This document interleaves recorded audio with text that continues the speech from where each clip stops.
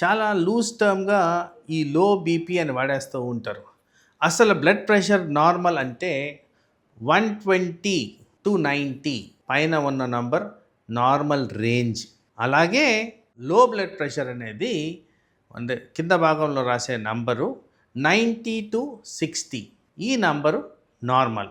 So ఈ విధంగా normal blood ప్రెషర్ని కూడా చాలామంది నాకు లో అయిపోయింది అనే ప్రజెంటేషన్తో వస్తారు. సో ఐడియల్గా 120-80 అనేది నార్మల్, 90-60 వరకు యాక్సెప్టబుల్. ఈ విధంగా ఉన్న బ్లడ్ ప్రెషర్ని నార్మల్ రేంజ్ కింద కన్సిడర్ చేయాలి. ఎవరికైతే 90 అండ్ 60 బిలో అయిపోతుందో వాళ్ళకి లో బ్లడ్ ప్రెషర్ కింద కేటగరైజ్ చేయాలి. దానికి కారణాలు ఏముండొచ్చు అని చూస్తే ఫ్రీక్వెంట్గా dehydration, decreased intake of water or liquids, కొన్ని సీరియస్ కండిషన్స్లో ఇన్ఫెక్షన్స్, సాధారణంగా టెంపరీగా లో బ్లడ్ ప్రెషర్ రావడానికి కారణం జీర్ణాశయానికి సంబంధించిన infections, diarrhoea, loose motions, vomitings అయినందువల్ల బ్లడ్ ప్రెషర్ తగ్గిపోవడం. అలాగే severe form of infections anywhere in the body, pneumonia, chest infection, urinary infection, abdominal infection, ఈ కారణంగా బ్లడ్ ప్రెషర్ తగ్గడం గ్రహిస్తుంటాం. అలాగే మేజర్గా హార్ట్ మీద ఒత్తిడి పడినప్పుడు బ్లడ్ ప్రెషర్ తగ్గే విధంగా బాడీ బిహేవ్ చేస్తుంది కాబట్టి అక్కడ కూడా హైపోటెన్షన్ అనేది గమనిస్తూ ఉంటాం. సో ఇలా 90-60 బిలో ఉన్నప్పుడు మీరు హోమ్ రెమెడీసే కాకుండా అవసరమైన చోట వెంటనే హాస్పిటల్ అటెండ్ అవ్వడం అనేది చాలా ముఖ్యం. తర్వాత మనము హై బ్లడ్ ప్రెషర్. ఈ హై బ్లడ్ ప్రెషర్లో కూడా చాలామందికి చాలా అపోహలు ఉన్నాయి. దీంట్లో మేజర్ అపోహ ఏంటంటే నా వయసుకి ఎంత ఉండొచ్చు అని. వాస్తవానికి acceptable number of higher number of blood pressure 140-90. ఇది లాస్ట్ పాయింట్. ఏ ఏజ్లో ఉన్నా కానీ 140-90 బిలోగా ఉంటేనే అది acceptable range of abnormal blood pressure. అయితే ఇక్కడ ఈ అబ్నార్మల్ బ్లడ్ ప్రెషర్ దాటి అంటే అబవ్ 140-90 తరచుగా కనబడుతుంటే ఇది హై బ్లడ్ ప్రెషర్ కింద కేటగరైజ్ చేయాలి. సో వన్స్ ఆ లెవెల్కి వచ్చినప్పుడు తప్పనిసరిగా మనకి మెడికల్ అటెన్షన్ కావాలని గ్రహించడం ముఖ్యం. తర్వాత ఇది న్యాచురల్ పద్ధతుల్లో కూడా మనం నివారించుకోవచ్చు. కానీ ఫస్ట్ ఒక బేస్ లైన్ వర్కప్ అనేది కావాలి. మీ హార్ట్ ఎలా ఉంది, మీ కిడ్నీలు ఎలా ఉన్నాయి, కొలెస్ట్రాల్ ఎలా ఉంది, దీనికి సంబంధించిన ఇతర కండిషన్స్ లైక్ యూరిక్ యాసిడ్, రక్తనాళాలు ఎలా ఉన్నాయి, ఇలాంటివి డాక్టర్ని సంప్రదించి రిక్వైర్మెంట్ ఉన్న చోట ఇన్వెస్టిగేషన్స్ చేసుకొని ఒక బేస్ లైన్ ఇన్వెస్టిగేటరీ లెవెల్ అనేది మెయింటైన్ చేస్తూ వాళ్ళు ఇచ్చిన సలహాలు, సూచనలు న్యాచురల్ పద్ధతుల్లో బ్లడ్ ప్రెషర్ నివారించే విధంగా ప్రాక్టీస్ చేసుకోవడం ఇంపార్టెంట్. వాటిల్లో ముఖ్యంగా మనం చేయాల్సింది మన దినచర్యలు ప్రాపర్గా ఉండడం, నిద్ర సమంగా పోవడం. అదే కాకుండా సాల్ట్ అండ్ షుగర్ రెస్ట్రిక్షన్.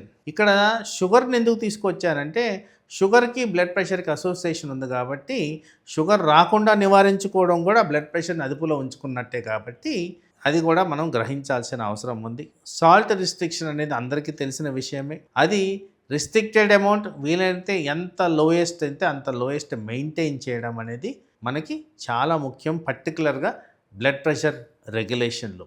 అలాగే బ్లడ్ ప్రెషర్ని చాలా సీరియస్గా తీసుకోవాల్సిన అవసరం ఎందుకు ఉందంటే అది షుగర్ మాదిరే అన్ని అవయవాల మీద ఎఫెక్ట్ చూపిస్తుంది, పర్టికులర్గా బ్రెయిన్, ఐస్ అండ్ కిడ్నీస్. అలాగే రక్తనాళాల మీద కూడా దీని ఎఫెక్ట్ ఉండేదానికి ఆస్కారం ఉంది కాబట్టి సీరియస్ కాన్సిక్వెన్సెస్ ఉంటాయి. కాబట్టి బ్లడ్ ప్రెషర్ని న్యాచురల్గా అదుపులో ఉంచడం అనేది ప్రథమం. తర్వాత అవసరమైన చోట ఎక్కడైతే మన అన్ని న్యాచురల్ పద్ధతులు ట్రై చేస్తూ ఇంకా బ్లడ్ ప్రెషరు అధికంగా ఉన్నప్పుడు డాక్టర్ని సంప్రదించి మెడిసిన్స్ ప్రాపర్గా వాడడం, ఆర్ బ్లడ్ ప్రెషర్కి కారణాలు ఏవైతే ఉంటాయో వాటిని అనలైజ్ చేసుకొని వాటిని సరి చేసుకోవడం అనేది కూడా ముఖ్యమైన అంశం. అలా చేస్తూ బ్లడ్ ప్రెషర్ని అదుపులో ఉంచుతూ లాంగ్ టర్మ్గా కాంప్లికేషన్స్ రాకుండా మనం మెయింటైన్ చేయొచ్చు. అయితే ఇక్కడ చాలామందికి ఇంట్రెస్ట్ ఉండేది ఏంటంటే న్యాచురల్గా ఎందుకు చేయకూడదు అని. న్యాచురల్ కూడా తప్పనిసరి చేయొచ్చు.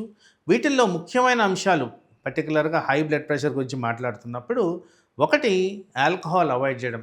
జీరో ఆల్కహాల్ డెఫినెట్గా బ్లడ్ ప్రెషర్ మీద ఇంపాక్ట్ అనేది ఉంటుంది, ఇంప్రూవ్మెంట్ అనేది ఉంటుంది. స్మోకింగ్, జీరో స్మోక్ అగైన్ చాలా ఇంపార్టెంట్గా బెనిఫిషియల్ ఎఫెక్ట్స్ బ్లడ్ ప్రెషర్ మీద ఉంటాయి.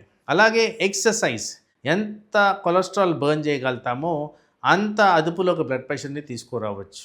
అండ్ మసిల్ మాస్, బాడీలో మసిల్ మాస్ పెరిగే కొద్దీ బ్లడ్ ప్రెషర్ అదుపులో వస్తుందని కూడా సైంటిఫిక్ ఆధారాలు అయితే ఉన్నాయి. తర్వాత ముఖ్యంగా చాలా మటుకు నెగ్లెక్ట్ చేసేది మానసిక ఒత్తిడి అండ్ నిద్ర. దీన్ని కరెక్ట్గా మెయింటైన్ చేస్తే బ్లడ్ ప్రెషర్ రెగ్యులేట్ అవుద్ది. ఎందుకంటే బ్లడ్ ప్రెషర్కి హార్మోన్స్కి సంబంధం ఉంది. Hormonal balance, happiness in body maintain చేసిన దానివల్ల బ్లడ్ ప్రెషర్ అదుపులో ఉండే విధంగా మనకి అనుకూలంగా ఉంటుంది. తర్వాత last but not the least, food items.